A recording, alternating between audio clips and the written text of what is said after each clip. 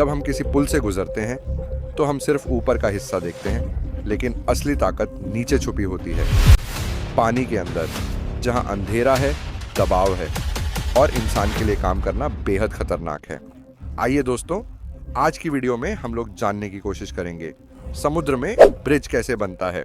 हजारों टन वजन वाला पुल सिर्फ जमीन पर नहीं टिका होता, उसका असली सहारा नदी या समुद्र के नीचे गहराई में बना होता है, जहां इंजीनियर प्रकृति से लड़कर नींव तैयार करते हैं। पानी के नीचे निर्माण करना सामान्य कंस्ट्रक्शन नहीं है, ये एक युद्ध है पानी के बहाव, मिट्टी की कमजोरी और भारी दबाव के खिलाफ। लेकिन सवाल है, जब हर जगह पानी ही पानी है तो इंजीनियर काम कैसे करते हैं? वो पानी को रोकते कैसे हैं? पानी की चुनौती आइए जानते हैं। पानी स्थिर नहीं होता, वो लगातार बहता है, मिट्टी को हिलाता है और हर चीज को अस्थिर बना देता है। इसलिए पानी में सीधे निर्माण करना लगभग असंभव है। अगर तुम पानी में गड्ढा खोदने की कोशिश करो तो पानी तुरंत भर जाएगा, अगर कंक्रीट डालो तो बह जाएगा। मतलब पहले पानी को नियंत्रित करना जरूरी है। यही कारण है कि अंडर वाटर कंस्ट्रक्शन की शुरुआत हमेशा एक ही चीज से होती है, पानी को हटाना। कॉफरडैम।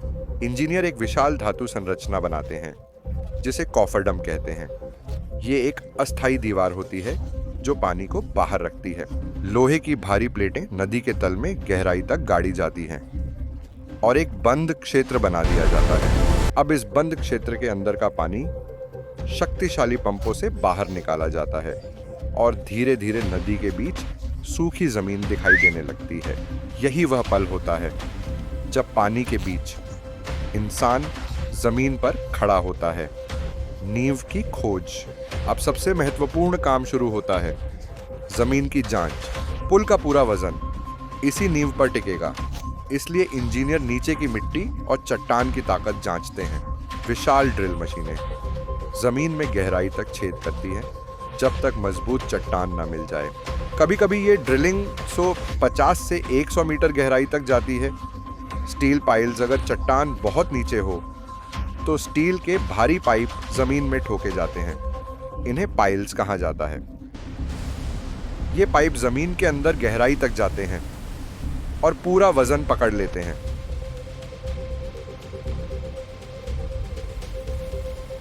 ये पिलर का ढांचा होते हैं, जैसे शरीर की हड्डियां। Concrete structure. अब स्टील के चारों तरफ मजबूत सांचा लगाया जाता है, फिर उसमें डाला जाता है रीइंफोर्स्ड कंक्रीट, जिसमें स्टील रॉड्स मिलाई जाती हैं। ये कंक्रीट पानी और दबाव सहने के लिए स्पेशली बनाया जाता है। धीरे धीरे पिलर का असली आकार बनने लगता है। पानी की वापसी। जब पिलर पूरी तरह मजबूत हो जाता है, कॉफरडैम हटाया जाता है, पानी वापस भर जाता है और पिलर हमेशा के लिए पानी के अंदर छुप जाता है। ऊपर से देखने पर कुछ नहीं दिखता, लेकिन नीचे पूरा पुल उसी पर टिका होता है। जोखिम। पानी के नीचे काम करना बेहद खतरनाक है। अचानक पानी भर सकता है, मिट्टी धंस सकती है। कभी कभी वर्कर्स को कन्फाइंड स्पेस में काम करना पड़ता है, जहां ऑक्सीजन भी सीमित होती है। एक छोटी गलती और पूरा ढांचा गिर सकता है। भार और दबाव। पुल सिर्फ अपना वजन नहीं उठाता, उस पर चलते वाहन, हवा, पानी सब फोर्स डालते हैं। हर सेकंड पिलर पर हजारों टन दबाव पड़ता है, इसीलिए इन्हें बेहद मजबूत बनाया जाता है।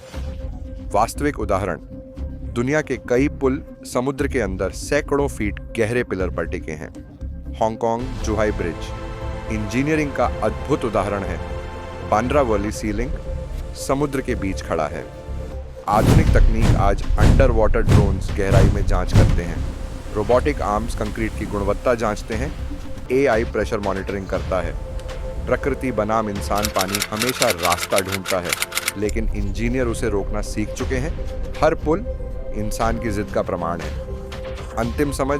जब तुम पुल से गुजरते हो, तुम सिर्फ ऊपर का हिस्सा देखते हो, लेकिन असली ताकत नीचे छुपी होती है, पानी के अंदर, अंधेरे में, खामोशी में, जहां इंजीनियरिंग प्रकृति को चुनौती देती है और हर बार नई तकनीक जीतती है। Final buildup. हर पुल की कहानी जमीन से नहीं, पानी के नीचे शुरू होती है। जहां नींव बनती है, वहीं ताकत जन्म लेती है। जो दिखाई नहीं देता वही सबसे मजबूत होता है।